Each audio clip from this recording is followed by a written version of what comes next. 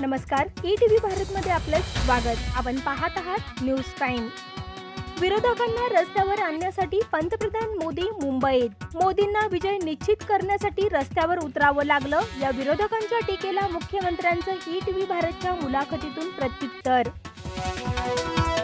10वी परीक्षेचा निकाल जाहीर। यंदाही निकालात मुलींनीच मारली बाजी। 135 विद्यार्थ्यांना मिळाले 100% गुण।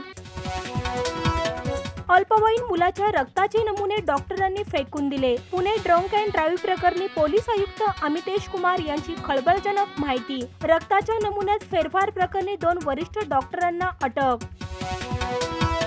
पुणे ड्रंक अँड ड्राईव्ह प्रकरणात पोर्श गाडीची आरटीओ कडून तपासणी। एरवडा पोलीस स्टेशन मध्ये जाऊन केली तपासणी। गाडी चालवून केली चाचणी। मालेगावात एमआयएमच्या माजी महापौर अब्दुल मलिक यांच्यावर गोळीबार। गोळीबारात मलिक गंभीर जखमी। शहरात पोलीस बंदोबस्त वाढवला।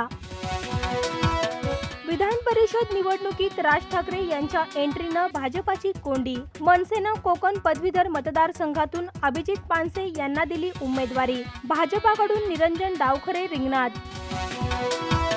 केंद्रीय मंत्री नितीन गडकरींच्या वाढदिवसानिमित्त शुभेच्छा देण्यासाठी नागरिकांची गर्दी। नितीन गडकरींच्या नागपूर येथील निवासस्थानी प्रचंड गर्दी। पंतप्रधान मोदींनीही दिल्या शुभेच्छा।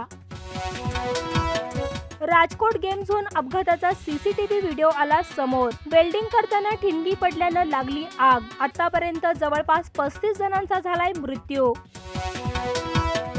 जिसकी मति और गति सत्य की हो उसका रथ आज भी श्री कृष्ण चलाते हैं। केकेआरच्या अंतिम सामन्यातील विजयानंतर मेंटॉर गौतम गंभीरची पोस्ट चर्चेत।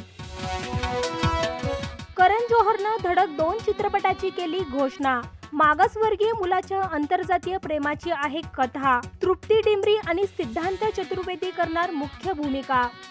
या बातम्यांसह इथेच थांबूया। अधिक माहितीसाठी लॉग इन करा etvbharat.com।